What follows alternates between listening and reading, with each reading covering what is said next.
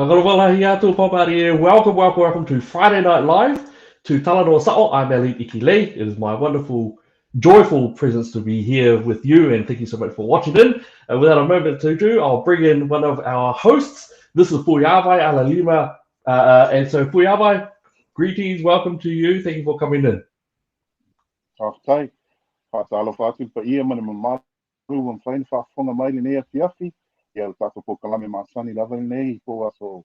Ya masalo wa fo nei po kalame ona le wo fai nei le po aso faraide. Ya talo falava pa ia mana mamaru nei aso. Ya lo ino fu ya vai lili ala ilima. Awesome. And Liao Tilsley, howdy. Talanoa, everyone. Nice to be here tonight. Awesome. And our special guest panelist for tonight, she holds degrees in mathematics and physics. She's a farmer. She's a New Zealand champion in shooting. She's worked for several financial companies. She's even worked for Goldman Sachs. She's got a huge amount of knowledge, and we are so blessed to have her on our show today. Please welcome Victoria O'Brien. Hi. Hi, everyone. Nice to be invited on. Thank you for having me. Oh, very good. Nice to see you all awesome. Sort of in person, by the way, for lockdown. Yeah. yes. The wonderful government. So just to let everyone know who's watching live, yes, for the first time, we're actually doing this live on YouTube as well. So we're doing this on YouTube and on Facebook, and we'll put it up in all the various channels that we have going on. So welcome. Thank you so much for being here. Please feel free to chuck down your questions and comments. I will put them up as we can. But we're going to get stuck in. And the first thing we do on Talanoa Sao is we have a bit of lotu. So let's see. Puiavo, would you please start us off with a little bit of a prayer to get started? Sure. Let's pray. Father God, we just want to praise and glorify your wonderful name. We want to thank you for this opportunity for us to come together once again.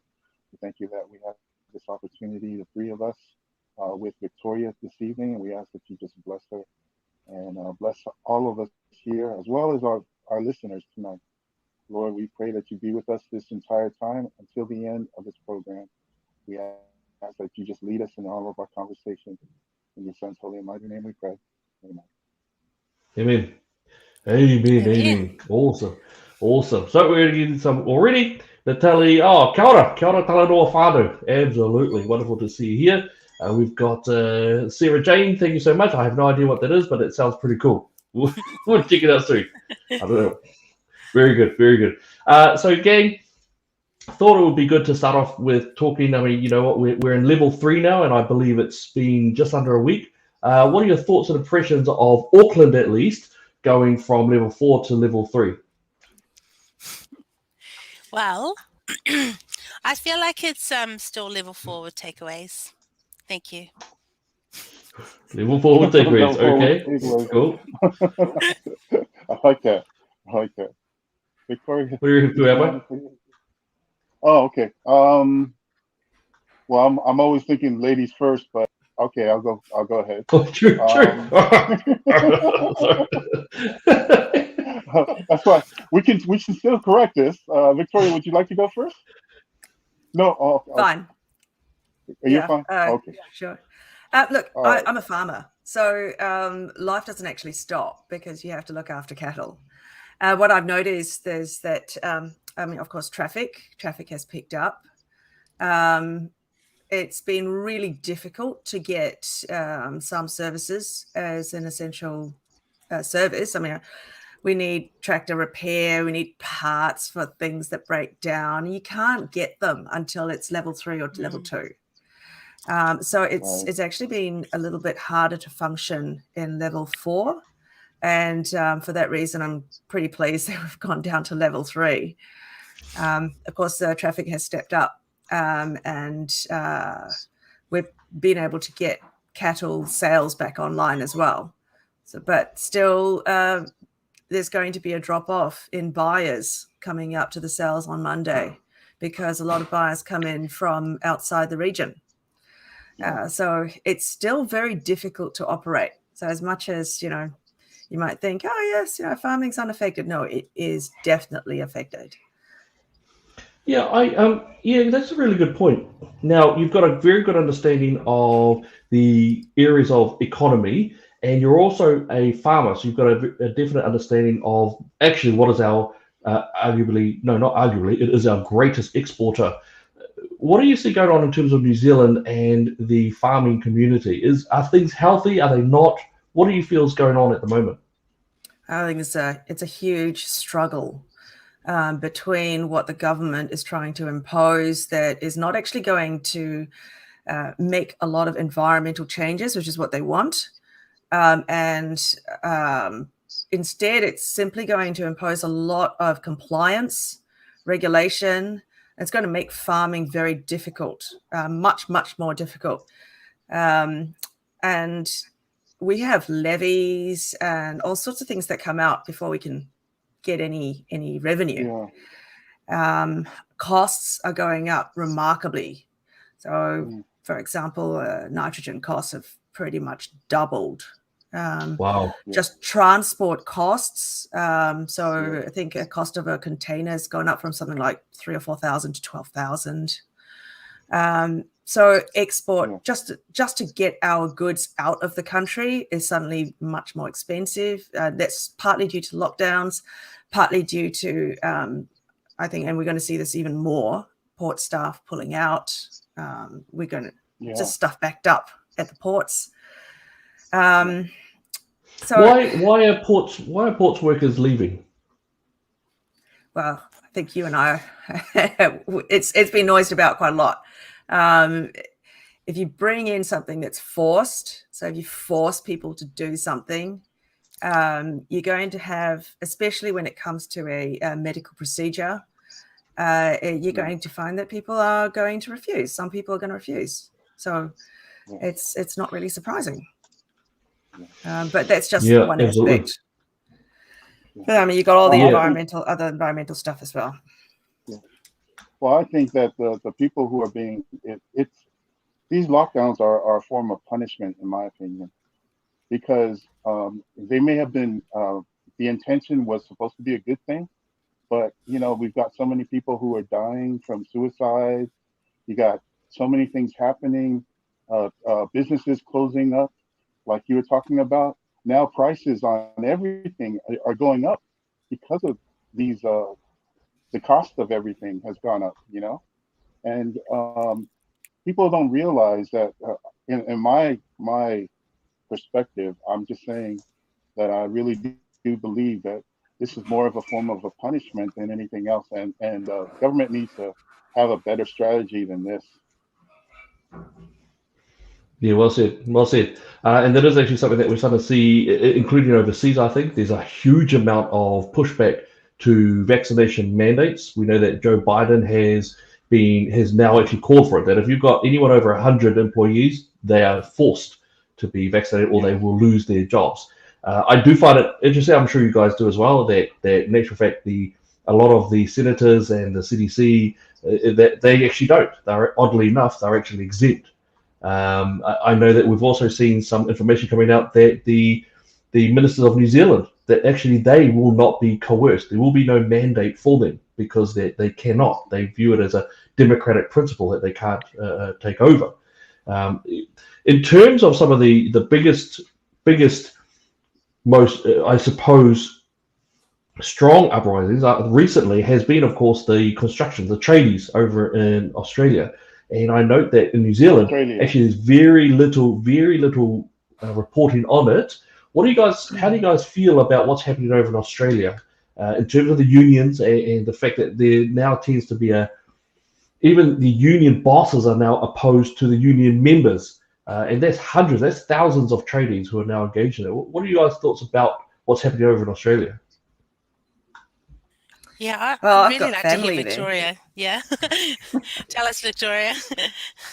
I've actually got family there, and I shoot with a lot of people in Australia because a lot of the competitive shooters, shoot in both countries. Like heaps of Australians come over here to shoot. That's right. New Zealanders go over there, and anyway, it's one big community.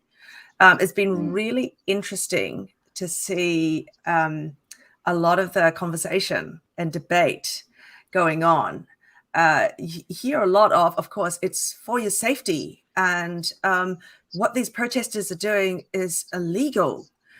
But then they're forgetting the fundamental issue here is that this is a breach of the fundamental human right to refuse a medical procedure.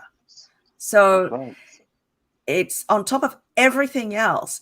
That has to, in fact, triumph over your perceived threat. I know this sounds counterintuitive. You say, well, it's for your safety.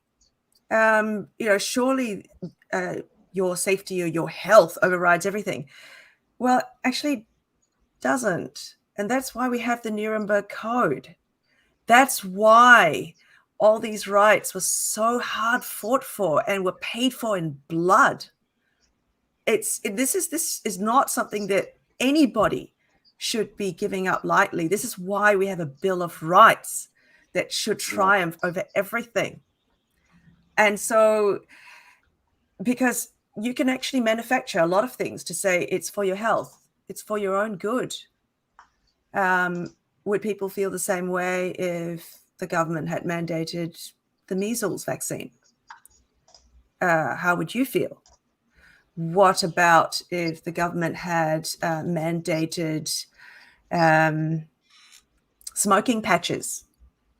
So we're going to stop selling, for the sake of argument, stop selling cigarettes entirely and mandate that you have to wear smoking patches because secondhand smoke is bad for people and bad for you and all that sort of thing.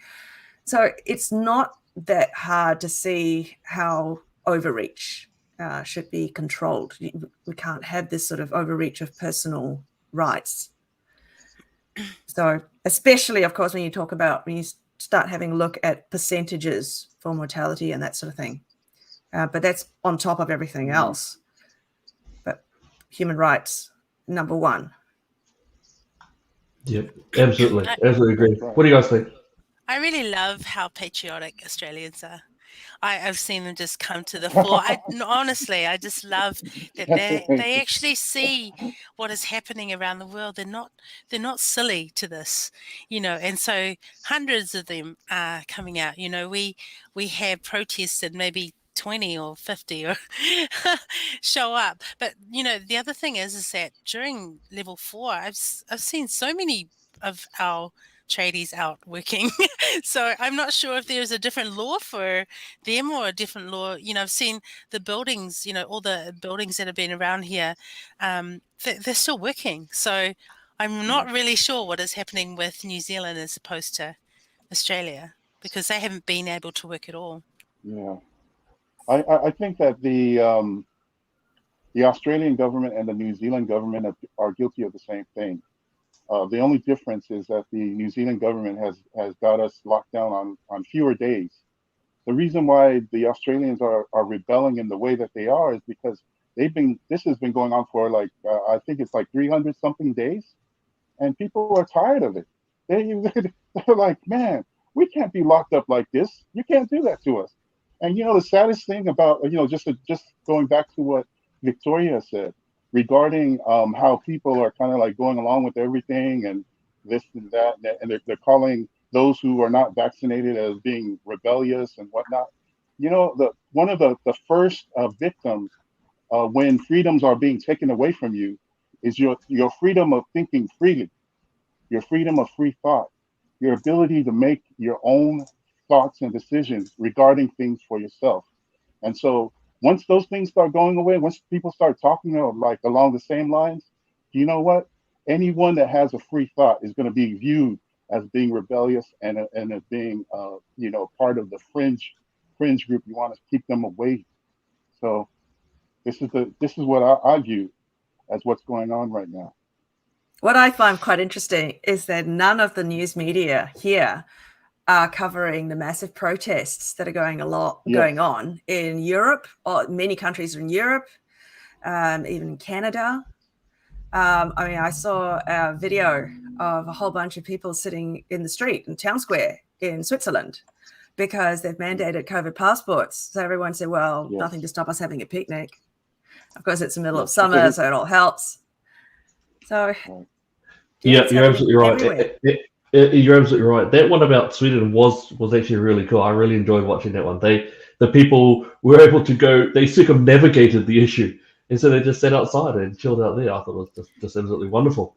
I think I that's can what sorry, Elliot. I was just going to go say, for it. Go for it. I think that's going to be what we need to do, is to be creative, to think outside the square, outside the shopping, and actually think creatively and like have counter things that we start up and be a part of.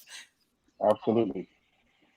Yes, and I think now, if I'm correct, I believe the 2nd of October we will be seeing that there's a possible across New Zealand. There's going to be multiple locations where it was given an opportunity for people to come together to stand against the oncoming mandatory elements, as well as a lot of things that the government have just been horrifically banned. Is that correct? If I've got that right? Yeah, 2nd of October in the Auckland Domain. We just All bring our right. So families for in a picnic. Aucklanders. Right, so for Aucklanders, it's in the Auckland Domain. We will actually, you know what? We'll put after this. We'll put up a little link to that anyway. If you want to go, you go. If you don't want to go, that's absolutely fine as well. I do want to also pick up what Victoria was saying about that Nuremberg Code, the fact that it goes into those deep elements of what free will actually means. I agree with you guys when you're saying that it goes to some of the heart of thinking, the ability to think. The ability to come up and articulate thoughts and processes that are ours to begin with. They don't belong to some other group, and I don't know. It's just absolutely shocking what's going on there. So we're getting lots of comments. Thank you so much, guys. 2nd October. Thank you, Rona. Lovely. We've also got here from Sarah Jones. They're just a lobbyist propaganda machine of the government. I have to say, I'm not sure if I'd go that hardcore, but I think that they are very friendly towards the government, and I suppose when you're giving out millions of dollars. And just today there was a report that's out now that they're actually even, I believe, employing staff, if I've seen that correctly, that they're actually funding the employment of journalists. The government is. I don't quite understand that. Elliot, can I just make a comment regarding that? When you have the government saying that they are the one source of truth for everything, this is when you get into this kind of thing where the freedom, your ability to think for yourself, is being taken away from you. I mean, I saw that meme where they have what's her name standing up saying, "This is a duck," and then you've got all these people saying together, "It's a duck," and it's not a duck; it's a cat. I mean, it's like it's amazing. It's amazing what you're seeing right now. It's almost like it's kind of like stuff that we see or we read in books, but we're actually seeing it in real time right now. What's fascinating is that so much of the information is in fact freely available. It's all it's publicly available, it's freely available, but because none of the mainstream media are showing it, it's just not seen. And when you have Facebook and other platforms that are commonly used to share information, similarly censoring stuff, and I think, Elliot, you've got a perfect example to show us, to do with, in fact, an article on RNZ, where you try to post it, it's RNZ. It's not some other fringe, what people would call fringe organization, and yet it gets censored. So this is how you stop people from accessing, thinking for themselves. Because it might spell something else. I'll just put in there that Victoria's absolutely correct. So Victoria actually brought this to our attention. It was absolutely fascinating. Now, if you go to Google right now, and if you go in there and you plug in ACC, right, and I actually tried this, she asked us to go have a look, and we had a look. We couldn't find it. We couldn't find this particular article.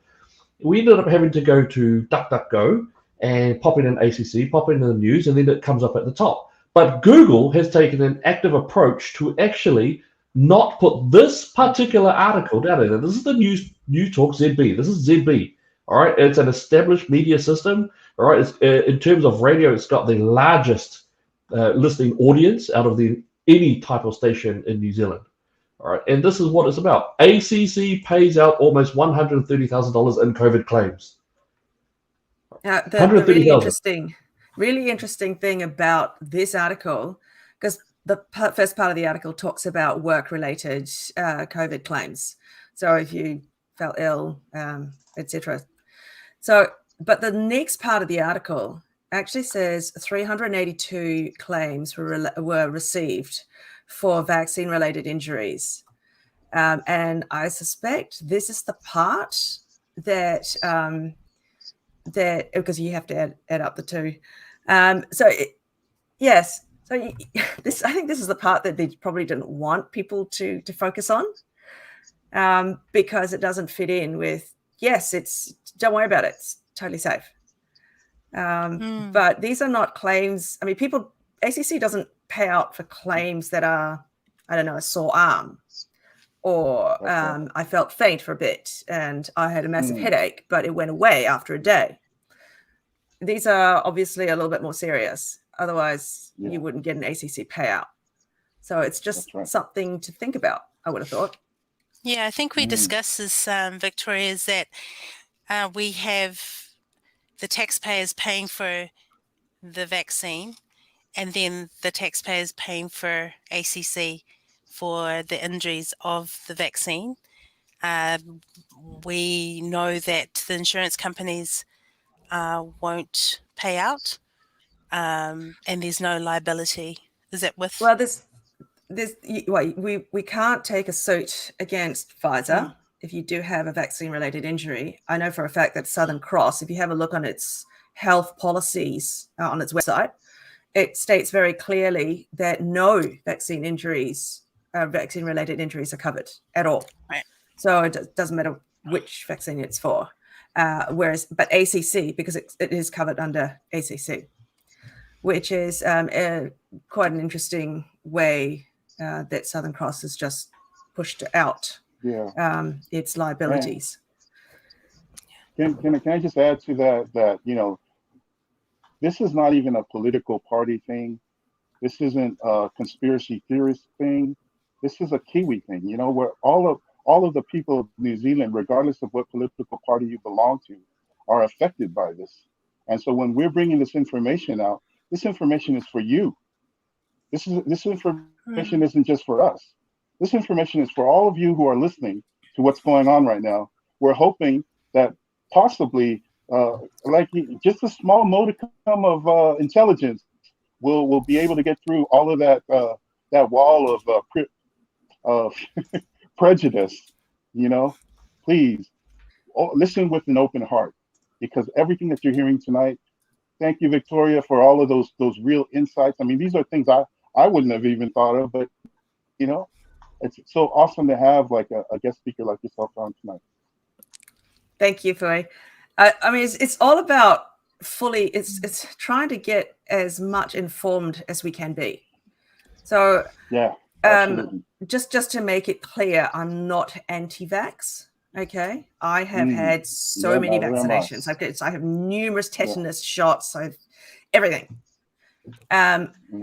But what I would say I'm seeing is a lack of really informed consent. I mean, we're getting a lot of information that's very pro-vaccine, which is fine.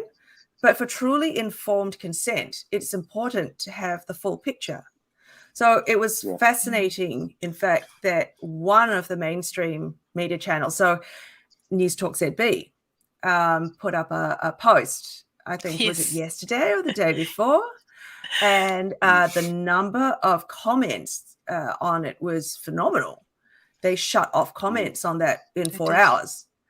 And that's usually not heard. So we don't hear the counter. We don't hear any of the other side. But for a fully informed decision, you need to be able to balance the risks for yourself.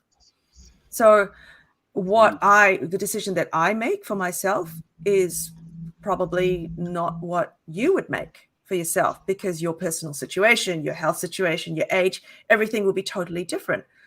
But in order to assess your own personal risk, you have to have all the information. And That's it right. appears to me that a lot of this information is simply not put about. There is a lot of marketing on one side, but not on the other. Mm. I think you're right, Powerful. Victoria. I think what needs to be said is with common sense. You know, common sense needs to be applied, because so much of one side of a narrative is just bombarded on us and our children. Speaking of children, you know, on our children every day. You know, so this is what we're having to face, is what kind of right decisions can we make, not just for us but for our children. Yeah. Awesome. There shouldn't be any coercion. So in people's minds, and going back to what you were saying, Elliot, about the protests in Melbourne in particular, people are saying, oh, but these silly people, here they are breaking the law.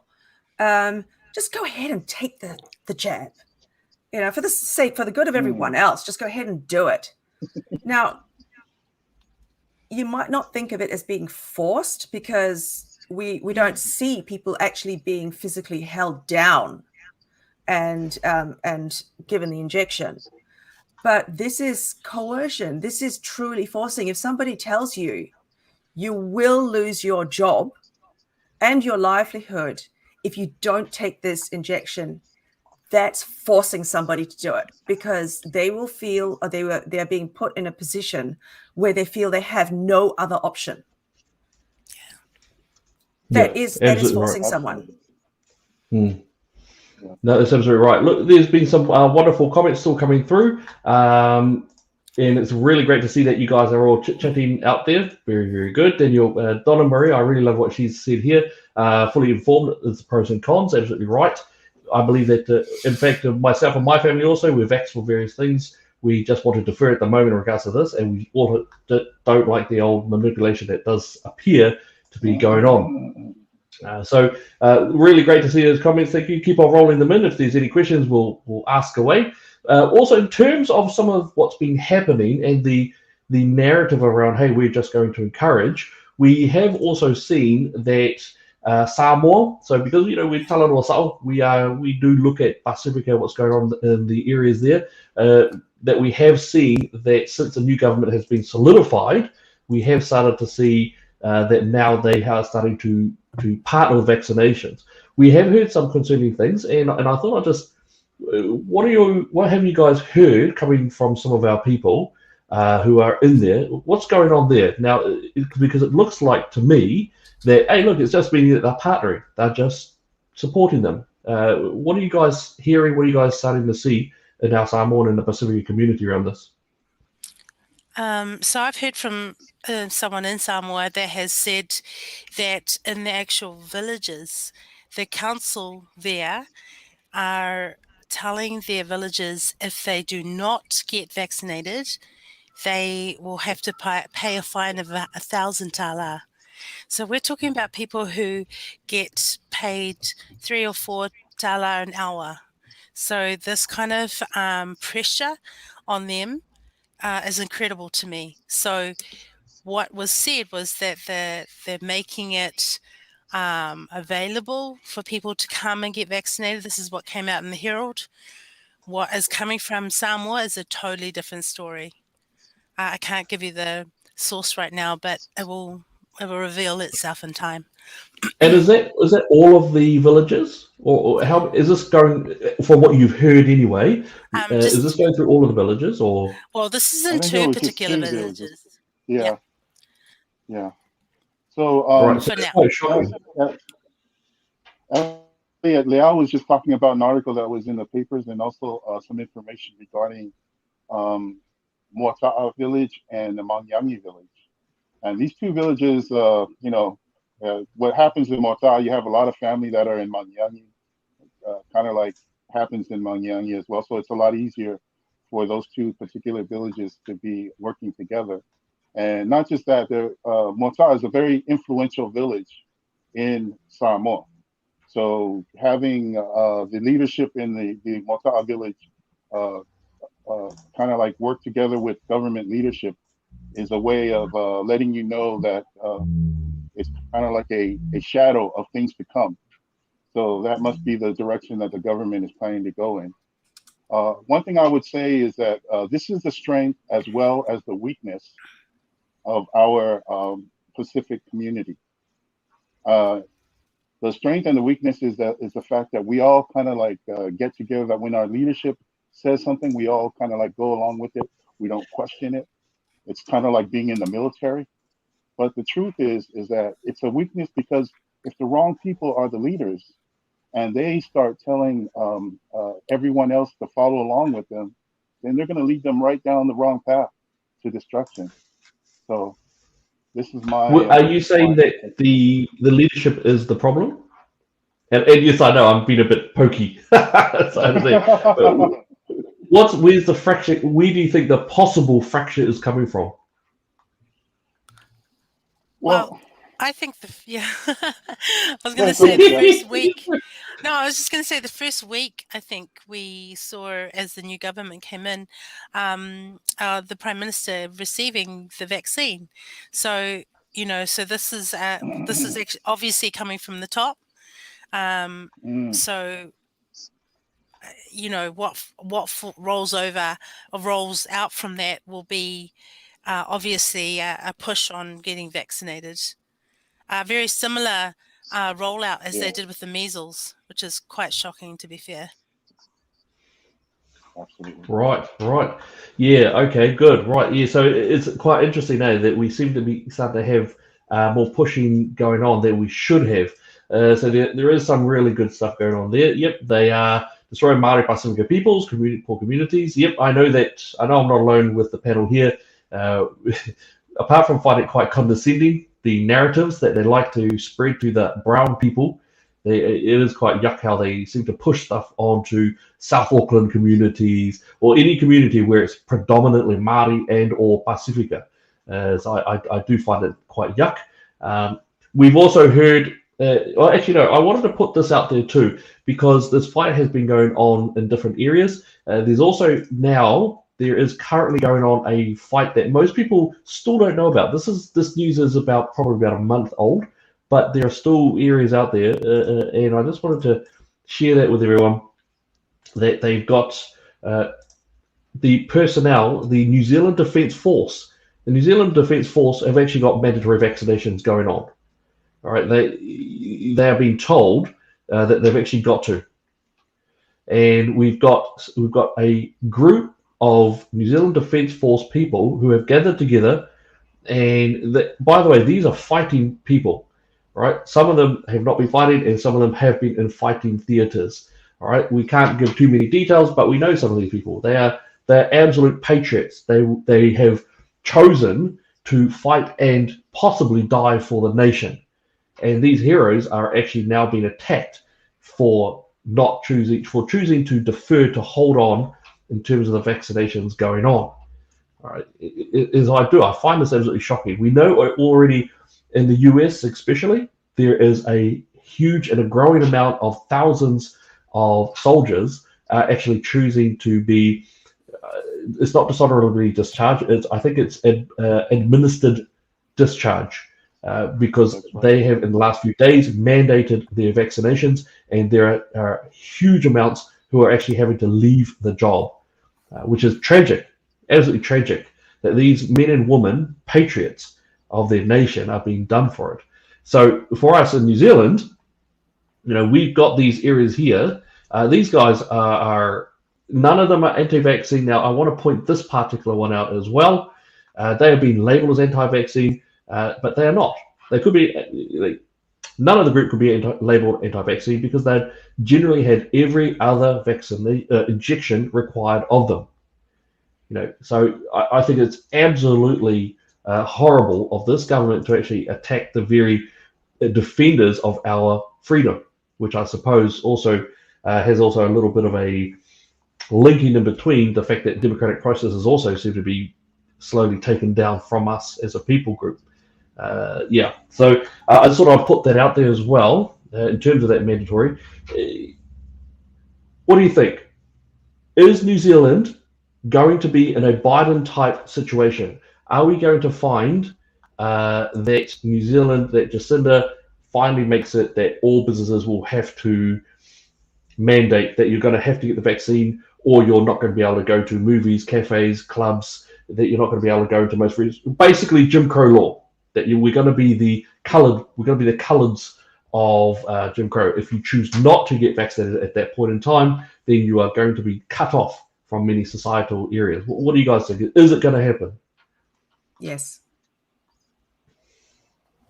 Straight up. But I don't think it will last very long. I have a suspicion that they will bring it in. What's going to happen is you'll see that people will simply refuse to frequent establishments that require a vaccine passport. I think you will see flagrant flouting of that rule.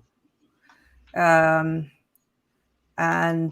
after a while, when it becomes very clear, as it has in other countries already, Scandinavian countries notably, that either it's not entirely enforceable or that it makes really no difference, they're going to drop all the vaccine mandates, all the passports and that sort of thing. But it seems insane that once again, New Zealand has to see all the other countries go through exactly the same cycle, simply follow in their footsteps, and we all end up at the same point. Do we really have to go through all that pain to end up at the same point? I don't understand, because that's what overseas experience is for. You see what's happened overseas and you go, no, that's not what we want to do. So let's just, do things differently. Try to be a bit smarter, but no. Well said. Where are you guys? I think the 14 days of flattening the curve hasn't worked. We're coming up to... I forgot about that phrase. Is that another Arduinism? Yes, it was. She said 14 days, we can flatten, we can do this together, a team of 5 million. Was it we fast are. and We're nearly 2 years. short and sharp or something? Yes, and 2 years down the track, we are still locked down. And so I think the admission of, oh my goodness, we actually got this wrong, is going to be very hard for the Labour to actually say until things start to seep out. It's like a boiling pot that, things start to boil over, and they're going to start affecting all of us. As I've always said, this is going to, like Victoria, you said that so many things, the prices of things, even going to the petrol station today was at $2.42. Like, it's slowly creeping up, and we're just, because we've been locked down this whole time and petrol prices keep rising and everything keeps rising, we come away and we go, oh, New Zealand dollar has become useless. And we're seeing that more and more from this. It's going to take 14 days to flatten the curve to we are still locked down, So I think we're going to be hit. We're going to be hit by an enormous wave of inflation. I mean, it's inflation that we have not seen in decades. All those bad old days. We haven't even touched on the Three Waters reform, that is going to completely change New Zealand. I just saw that Auckland Council voted today to turn that down. So that's, if there was a council that was going to go for it, I would have thought Auckland would, because it's, shall we say, a little bit left wing. Wow. But Auckland Council voted against it. So that's quite good. But no, I think it's going to be, New Zealand's going to go through a lot of pain. A large part of expenditure in the economy is actually driven by government. So we have government funding huge numbers of people. I'm not talking about beneficiaries. I'm talking about just the state paying for stuff. So we're talking the healthcare, the whole healthcare sector, education, council services, because council is, of course, all government as well. It's all run by our taxes in one form or the other. And I think a lot of New Zealanders have been very well shielded throughout all these lockdowns, because government workers, really government salaries, have not been affected. Yes, nurses have had a pay freeze, but, you know, for the rest of us, many people have had no money. We're not talking about just a pay freeze. We're talking about no money and ongoing expenses. So unless people are actually placed in that situation, if more of the economy actually gets to experience what the truly tax-paying portions have been, until that happens, people are just going to say, well, the country's actually going on quite well, because of course all their salaries are getting paid for by debt. And if you want to think about it in terms of inflation, it's really it's coming out of the people who are actually creating products and services. So people, the export sector, who are actually earning hard dollars in from other countries, those are the ones that are really bringing in hard currency, you could say. That's right. And those are the ones that are currently paying for a lot of stuff. Yeah. So yes. Yeah. Victoria, to Victoria's point, I just wanted to add that, you know, the protests in Melbourne that are being led now by the union of the construction workers because of the mandated vaccines. You know, now they're really feeling the pinch now because they're not working. They were working before, but now that they've had this certain amount of time in order to become vaccinated, that they're going on this protest. And I even heard one of the guys saying an apology. He apologized to the people who had been on lockdown prior to them.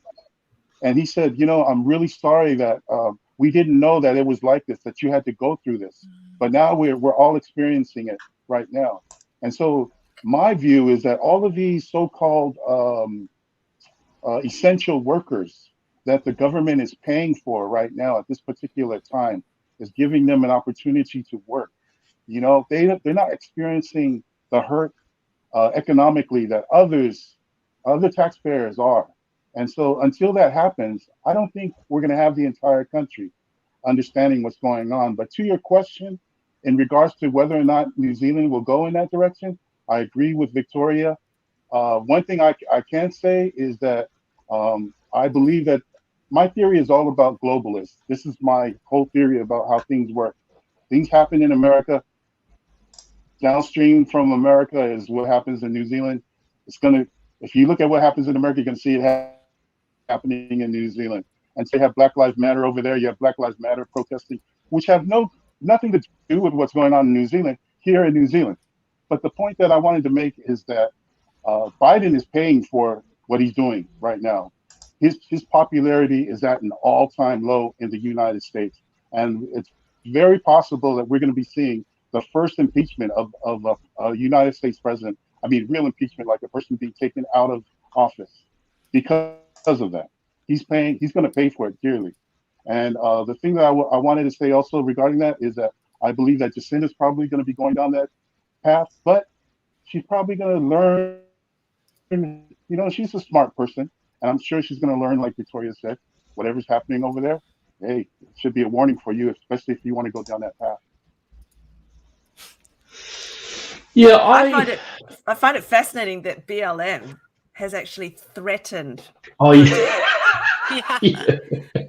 Yes. That's a good one.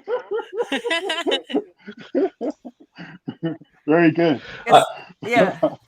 You don't hear that. You don't hear that here. Yeah, it's logical though, isn't it? Because I think it was 78% of Black Americans were happy with voter laws, and the Democrats were struggling to say, we're trying to say that's horrible. Yet the vaccination rate something like 25%, so that's. And if they're going to cut them off, then it's blatantly going to get the Black Americans mostly. So great point. Yeah.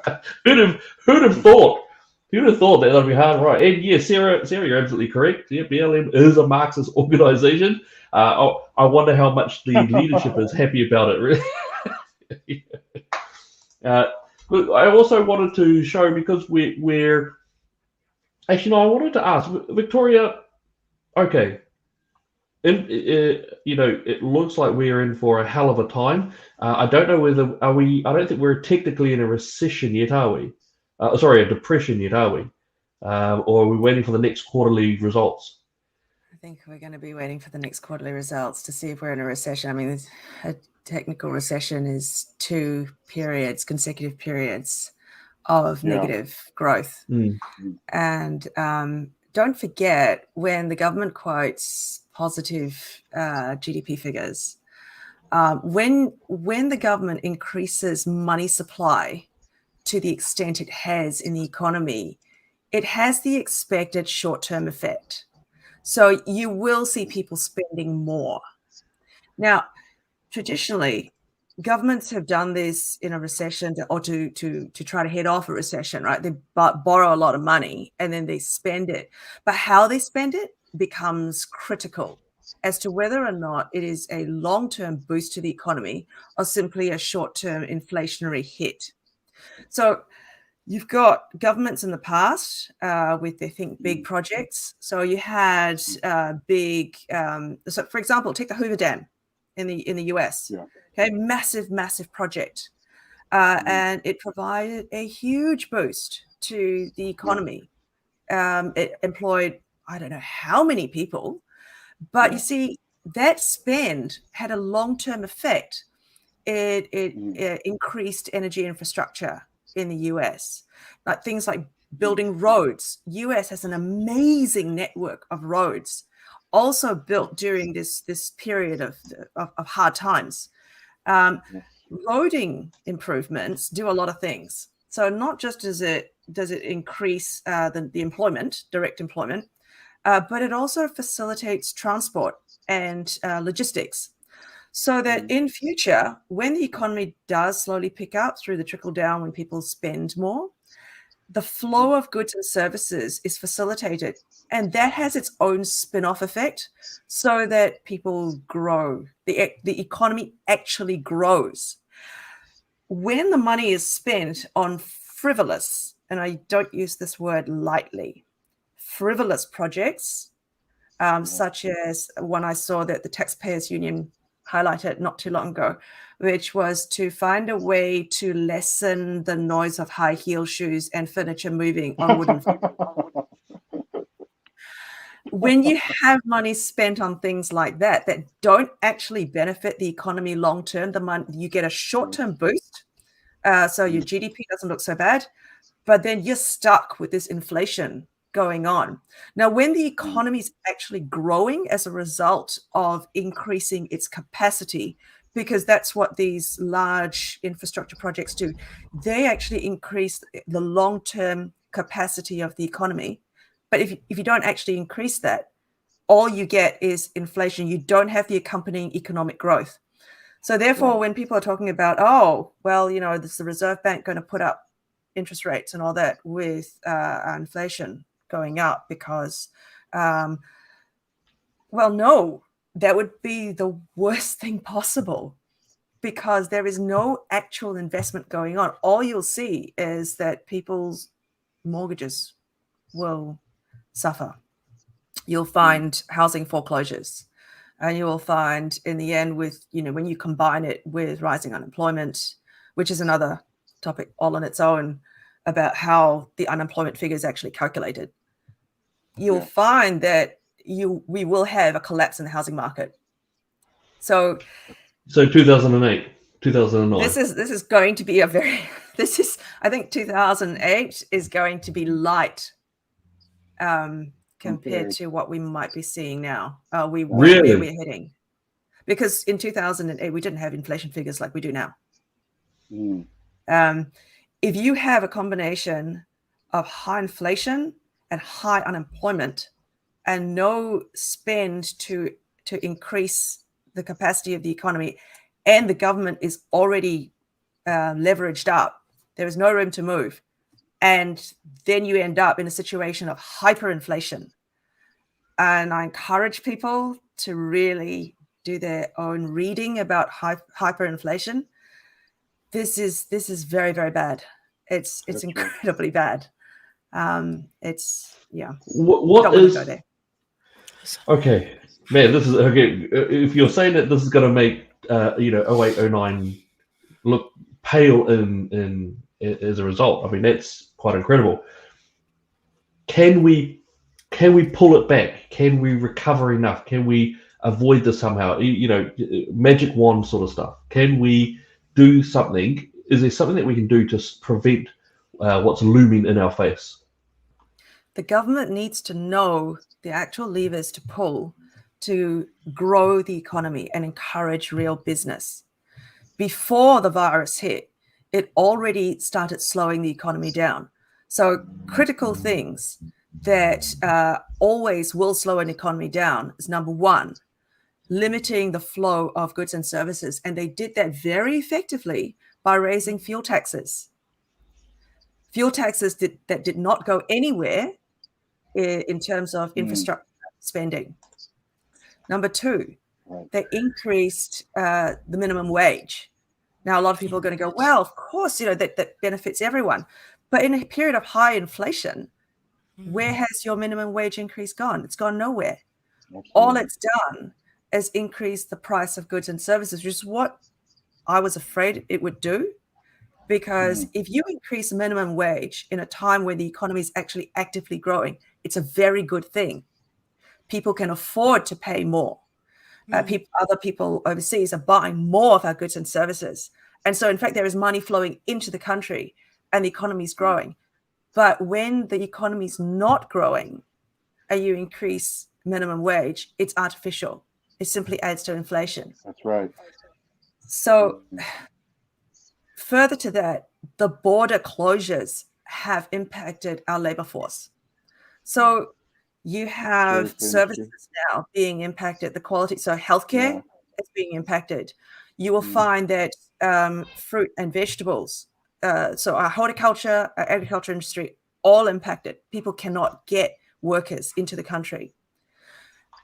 That's right. The result is the price of everything's going to go up, either because of a decreased production, because they simply don't have the workers to do it.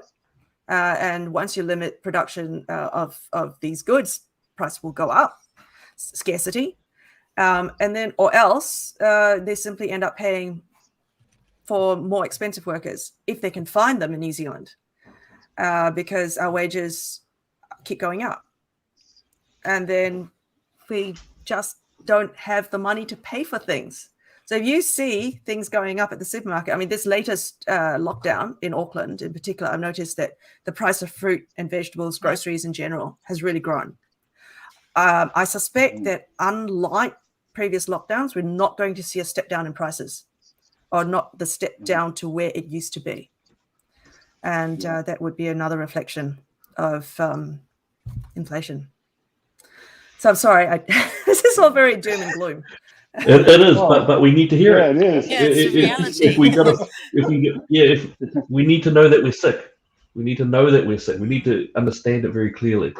So, I mean, you asked how the government can actually bring us out of this. They can do things like cut the fuel taxes. So they need to cut government spending. And we're not talking about essential services. Cut spending on things that we don't need. So I don't know if you've seen the expenditure on the vast growth in the government bureaucracy, for example. So it's incredible. If the government continues to employ non-essential people who are actually adding to the services of the economy, they're actually taking these people out of private enterprise. Now, private enterprise is what is actually going to add to the economy.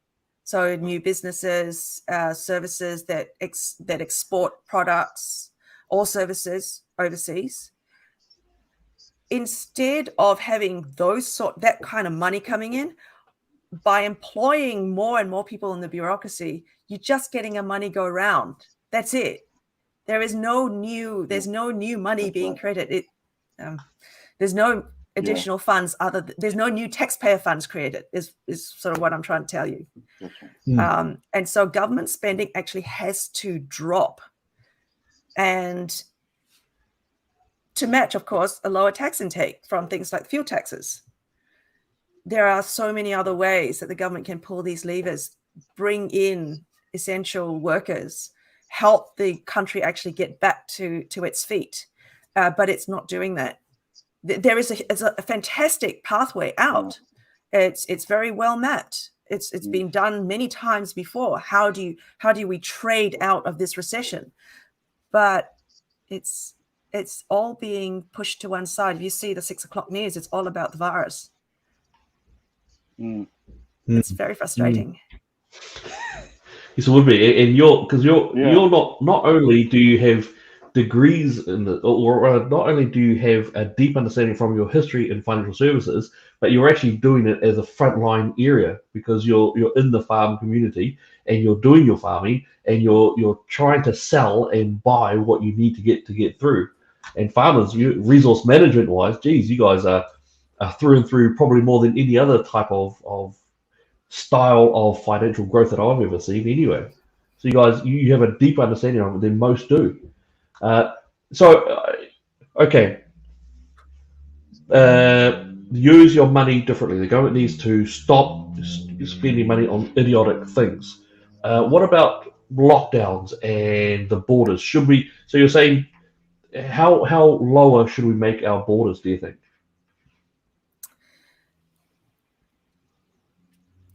I think that the government needs to protect the people who are most vulnerable. So change the focus away from saying, because the rhetoric has always been, certain parts of the society, on certain parts of the population, and they usually couch this in terms of race, which I abhor. If they were serious about protecting people, they wouldn't be focusing on race, they'd be focusing on need. And we have people who are vulnerable health-wise right across the country, across all races. So how about we focus on need, focus on factors which would make people vulnerable. So if you've had, an organ transplant, so you're immunocompromised in some way, or you are a heavy smoker or asthmatic, encourage people to take their own health precautions.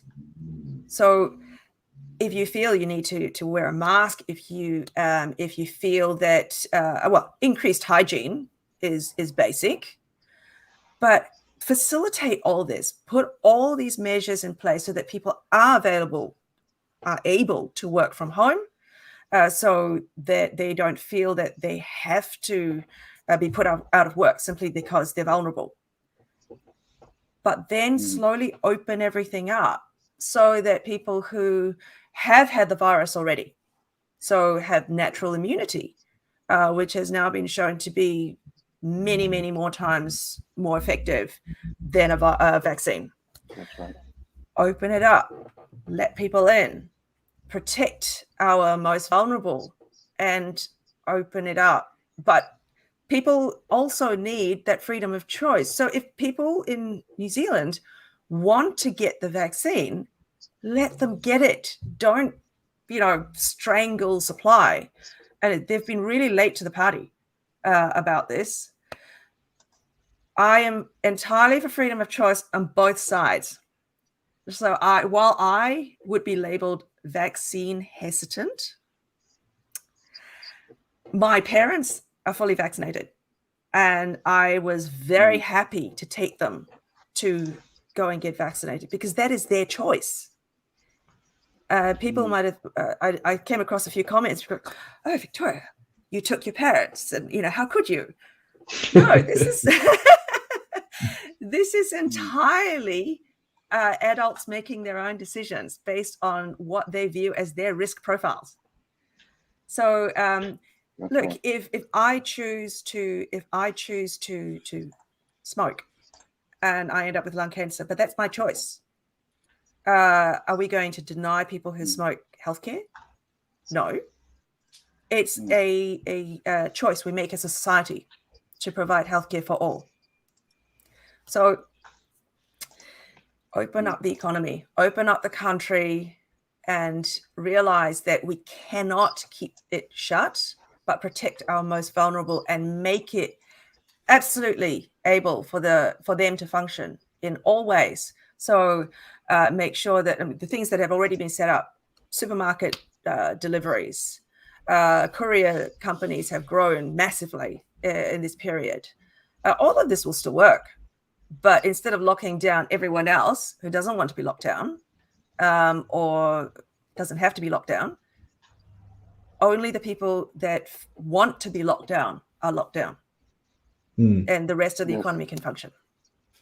That's it. Geez, that's it. What about you guys? How do you think? So at the beginning of this particular lockdown, we had one case. At the end of it, where we went down to 3, was it under 1,000? So clearly the lockdown is not working for any of us. I don't think the borders have closed, even though we say that it is. There's planes going in and out all the time. There is so much that we are so trusting of this government to believe them, to stay, in your bubble. The other day, so level 4 my park next door, it came down to level 3, and the amazing thing was hearing the kids' laughter. The next day I went out and there's all these tapes around saying danger on them. The council had come down and put tape all around the whole park with danger on it, so none of the kids go on it. This is the kind of thing that they're facing. This is the kind of thing that kids are growing up to, because we are going, oh my goodness, we're afraid. The adults are afraid. This is something that we have to really look at. Is this the kind of legacy we want to leave for our kids? Let's see. Fiaba, what do you reckon? Well, the first thing I wanted to say is that Jacinda's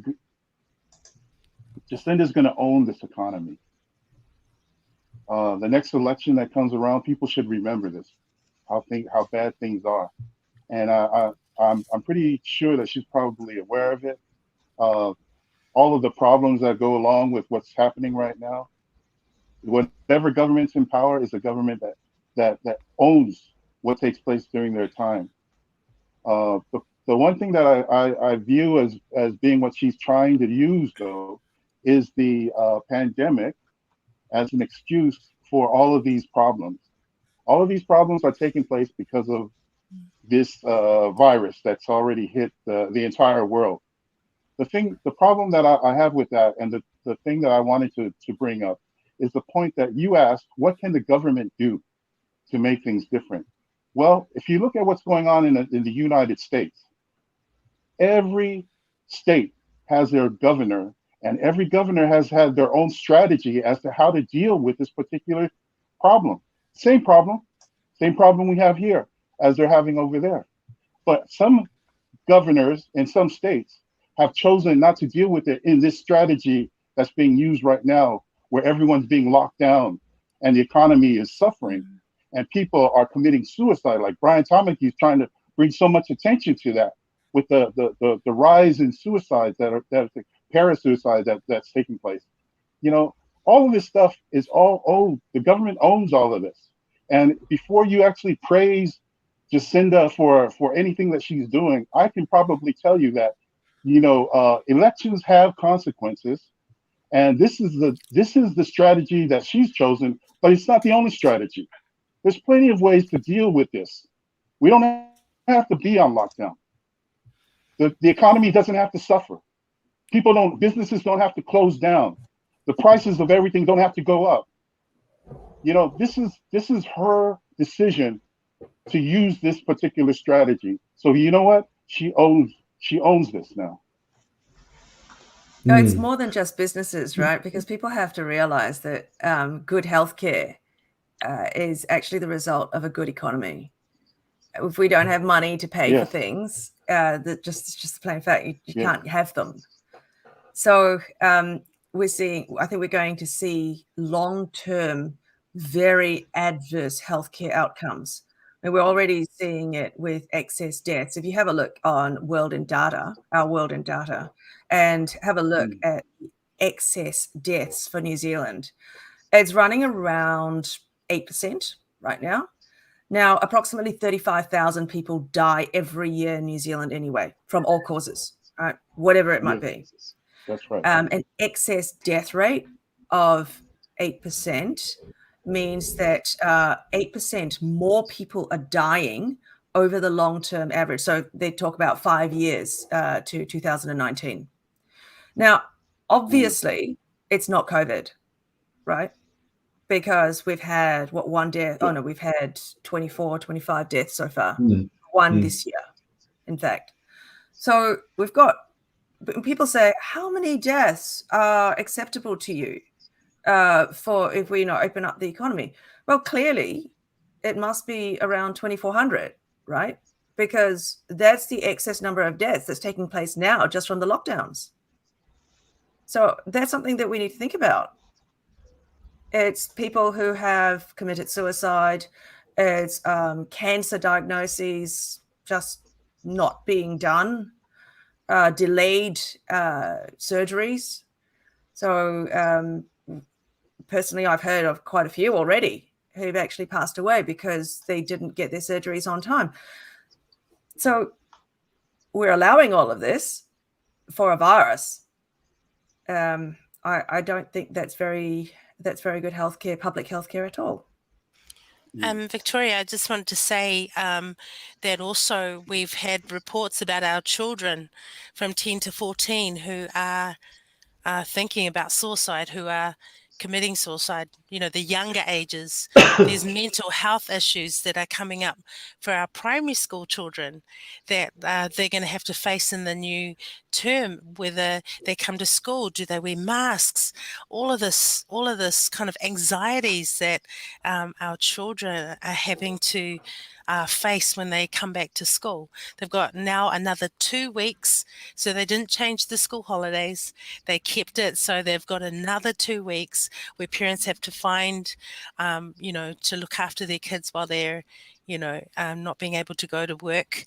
These are the kind of things that has no forethought into what our economy is like, how to deal with our children, because they're going to come back to huge mess when they're trying to figure it out for themselves. And then we've got our teachers, how do they cope with this? This is, huge discussions that are happening right now that they're not even coping with life right now.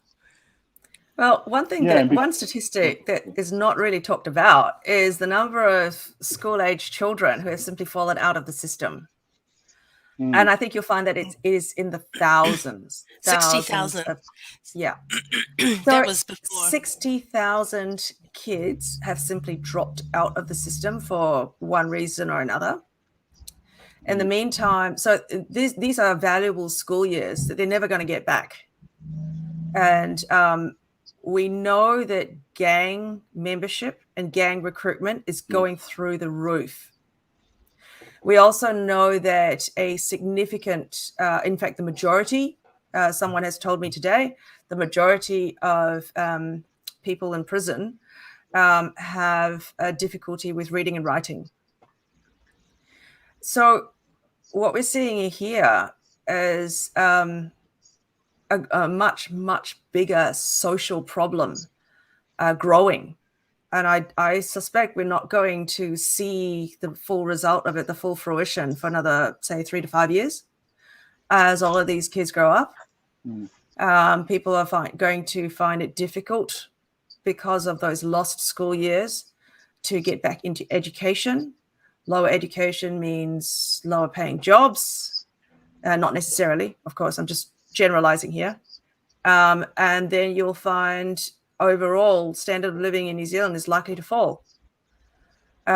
It's entirely possible that crime will continue to rise. And this is overall a very, very bad picture. So I think we're actually we are selling our kids short. We're actually betraying our children in more ways than one by not standing up to this right now. Yep. Well said. Well said.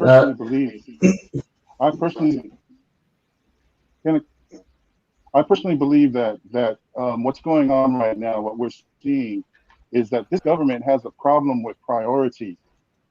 They don't know what's important. They think that the things that they say are important, but we've got. I would like to remind everyone about what happened in Afghanistan, where people were actually being killed and they're getting their heads cut off and all of this kind of stuff. And if this virus is as bad as they say that it is, where we're being locked down inside our homes, how is it that a group like the Taliban, who didn't practice any social distancing, who didn't have any of these protocols that we're facing with right now, they didn't deal with any lockdowns or anything, but they were able to overthrow a government in Afghanistan, all in the middle of a pandemic. Now, this causes people who have common sense to actually think, wow, how did that happen? This should make you think. Question, what is going on? Why is the government trying to get you to do what you're doing right now? I'm going to be really, really cheeky here and say that the Taliban will say it's because all their women are wearing face coverings.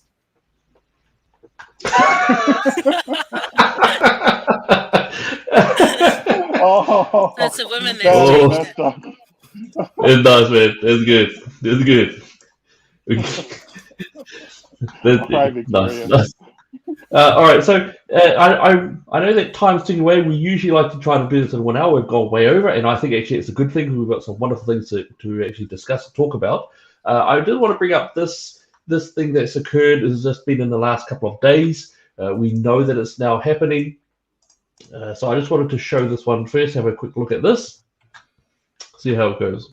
If you're concerned and if you don't even know about it, why don't you know about it? Because I know, and I've spoken to a few parents already, that they weren't even aware of it. They're not even aware that this is actually happening in their schools and their kids actually go to this college.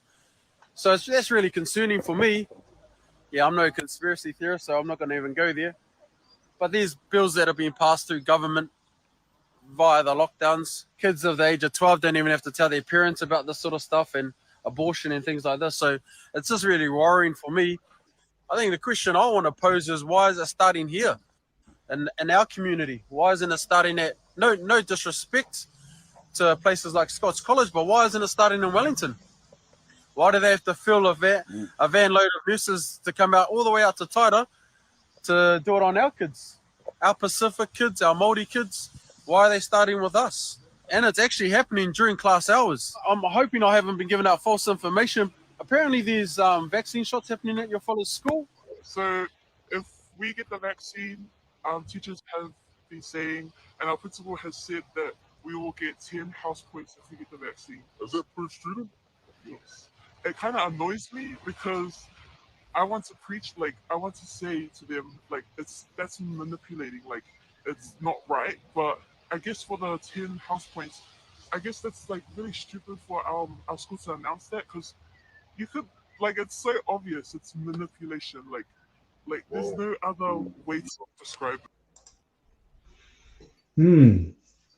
Now, just to let you know, just for some little bits behind that, Taita College is where that's at. Interestingly enough, yes, it is actually quite outside the Wellington district, but it's close enough to be accessible by the health facilities, also very close to Wellington. Taita College was also the college that received $32 million last year for some of the rebuilds and the upgrades that they had to it.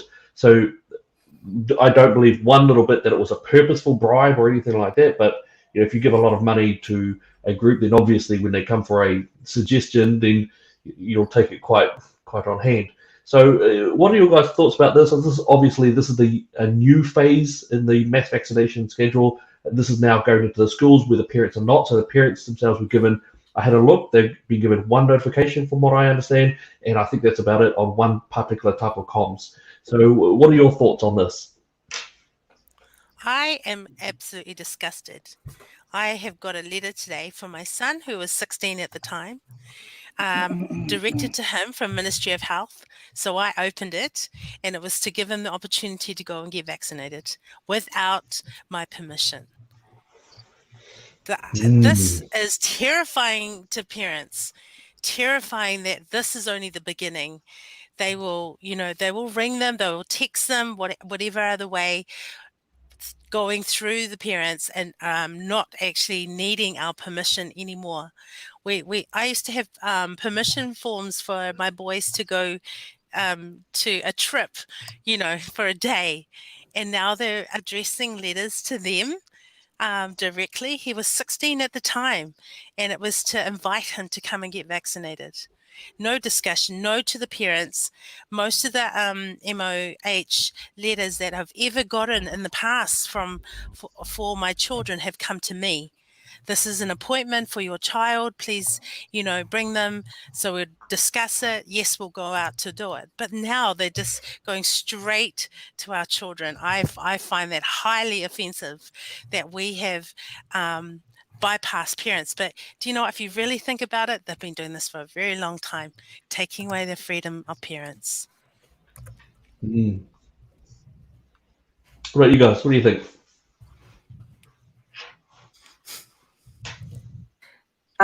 Fui?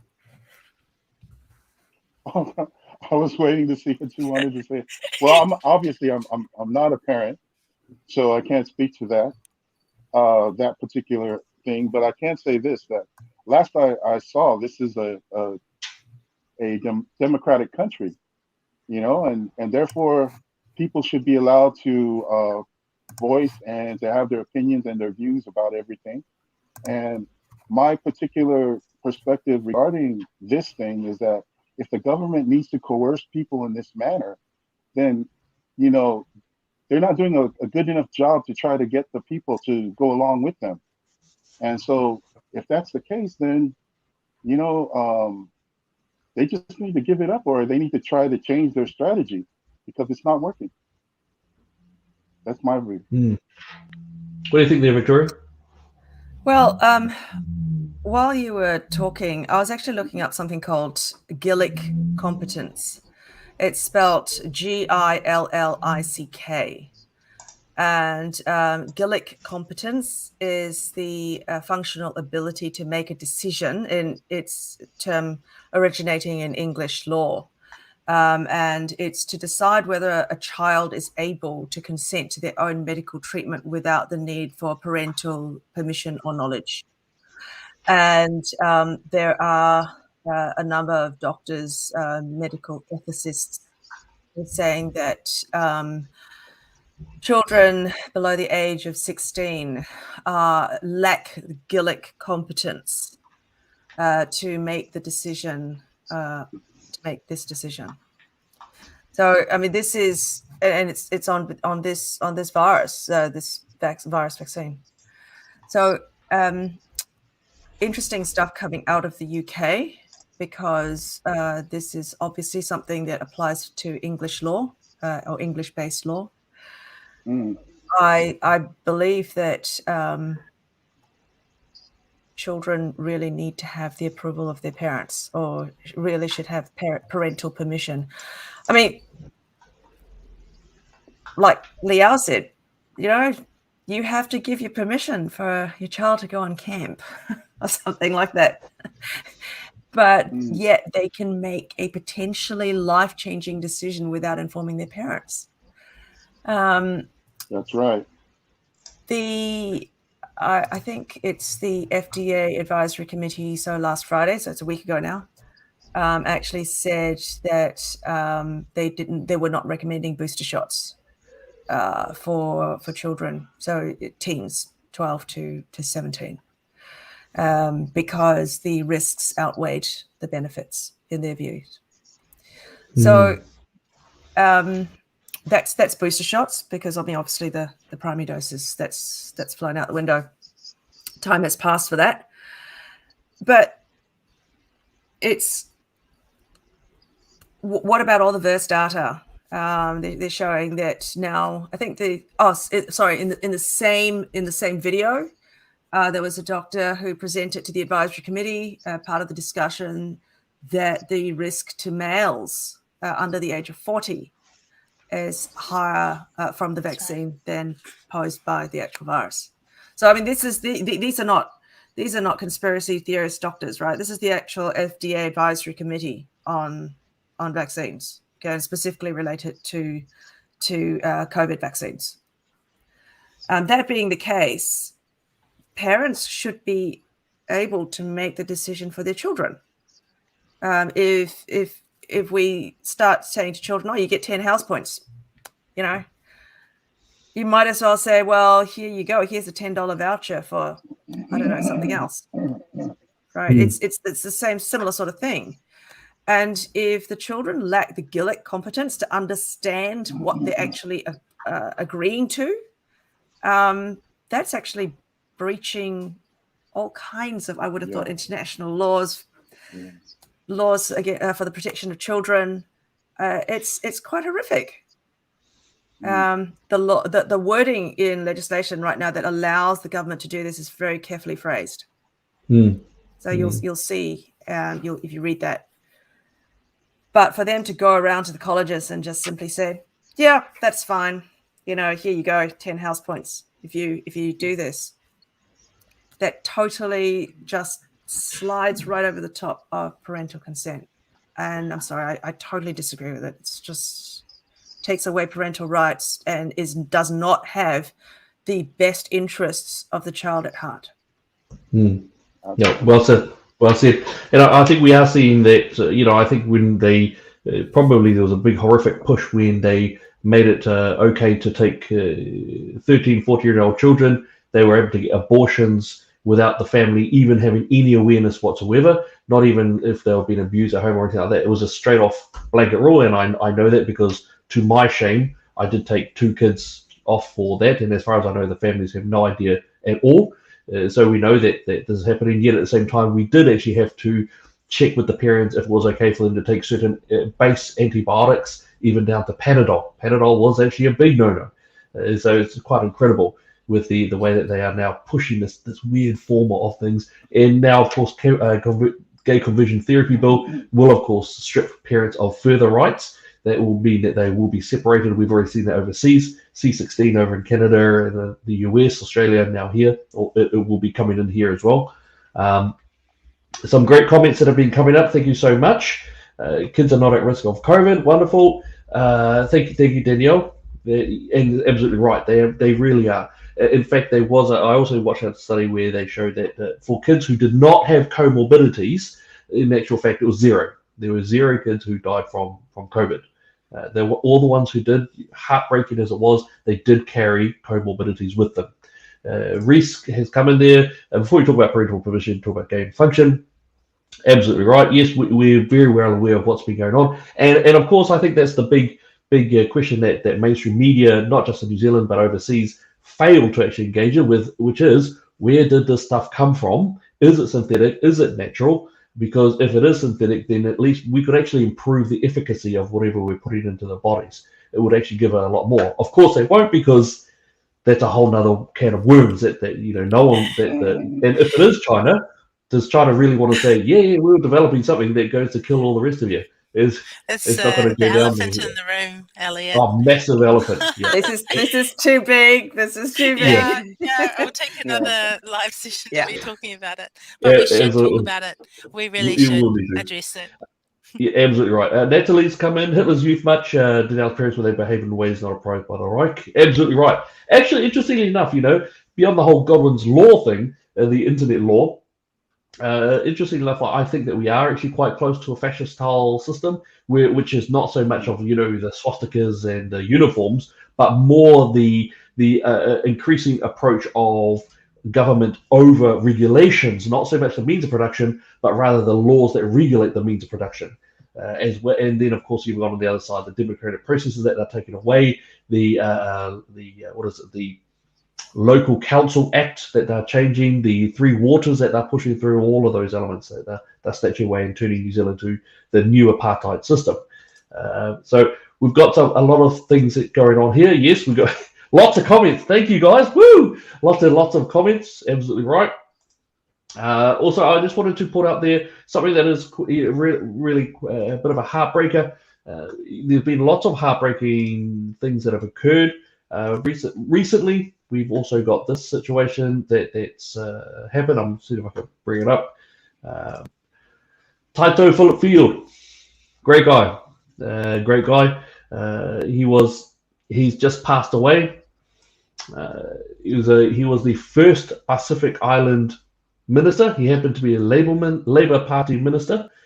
I can tell you that I can absolutely tell you that afterwards, what happened to him, he hated Labour.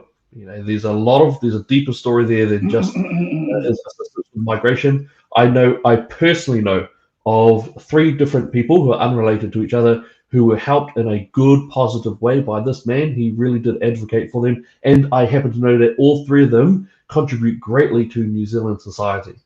And in actual fact, one of them has been a guest on this show before, and he set up businesses here and he's helped a lot of people himself.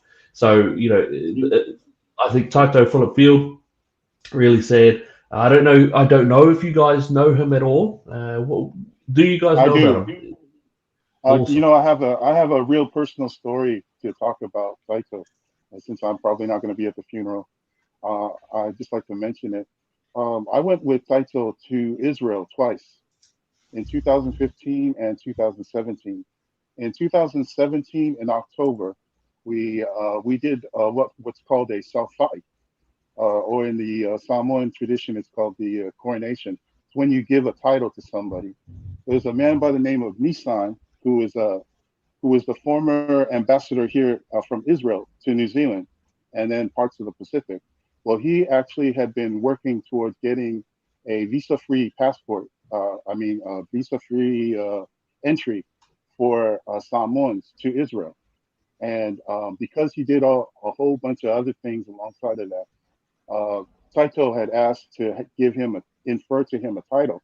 And because he was so old and it wasn't capable of actually traveling to Samoa, we went ahead and did the ceremony in Jerusalem. And as far as I understand, it's probably the only Samoan Ava ceremony that's ever been conducted in Israel, even to this day. Wow. That was 2017. So his name is Nalumalemana. I'm not sure if he's still alive, but he was the one that was responsible for Samoa getting the visa-free entry to Israel. So that means if they apply to go to Israel, they don't have to worry about they don't have to worry about getting a visa or anything. They just go directly to Israel. And so I remember the day that on the news, I was watching the news, and they had brought the Samoan Prime Minister from Samoa, Tuilaipa at the time. They brought him over to Israel, and he was there with Benjamin Netanyahu, the Prime Minister of Israel, and they were signing this thing. And I remember afterwards, Tuilaipa gave this big speech. It made it sound like he had a whole lot to do with it, and he had nothing to do with him. Other than the fact that I'm sure he had to sign stuff and all that ceremonial stuff. But this was all done by that guy Nalumalemana Nissan, and I got to know Taito during that time that we spent in Israel, those 2 different occasions. So I have no doubt that he's in heaven right now. So he's a great man, great believer in God, and I'm just I'm happy for. It's a sad day, but at the same time, as a believer, I know that he's in heaven. That's beautiful, man. Beautiful, absolutely beautiful. He always impressed me. I was always quite maybe not intimidated, but very much a little bit in awe. I thought he was a really great guy, and what happened to him I thought was quite disgusting. No one's he was, for what he was convicted for, no one's ever gone to prison for anything like that. Definitely not like a minister. So I think that it was quite tragic. Yes, I happen to be aware of a couple of stories out there which do suggest strongly that in actual fact he was not just thrown under the bus, but purposely thrown under the bus by the Prime Minister at the time, Helen Clark. So I'm aware of all of that. Okay, so There's that one. Look, guys, it's we would like to do this in an hour. It's been an hour and a half. And we just want to say thank you so much for all you people who are tuning in. It's just wonderful to see you guys here, to see your comments in there. Such beautiful comments as well. Thank you so much. And I know it's been an absolute privilege also to have Victoria O'Brien here with us. We're going to have to get her back. Victoria. Hey, and Nice look, to see she'll be exhausted because she does farming. She does the cow stuff, the stuff that turns up on Glad Wrap. The thing is good. No, Elliot, Glad Wrap. But Victoria, do you have any last words that you'd like for our people to hear? Well, I think stay strong and remember that this is New Zealand. It's not just one part of New Zealand. It's just not one group of New Zealand. We are one people, and it's New Zealand that we have to fight for. So stay strong and remember that you're not alone. Yeah. Oh, beautiful. Awesome. Liao, Awesome. may I please press upon you to perhaps finish us off with a bit of lotu? Yeah, sure. Lord, I just want to thank you so much that we can come together. We can have discussion, robust discussions around these things. And Lord, we know that only you are the only one that can do things about it. And so we commit it to you. And as Victoria said, that we are New Zealand, we are one people. The cause of division amongst so many different layers, Lord, we ask that you will unite us for a purpose for our children and our children's children, and for this all our next generations, that we would be strong enough and brave enough to make a stand and say we will fight for our country, and for all the Anzacs that have been in all our former generations that have fought for our freedoms, that we will stand in that and we will do the same. So Lord, we thank you that we can bring all these things to you. We thank you for our audience. We pray blessing and favor over them too as we come to a close. And we ask these things in Jesus' name. Amen. Amen. All right. Here we tahi tātou. God bless you guys all. All right. We'll see you guys. Good night. Good night. Night, Victoria.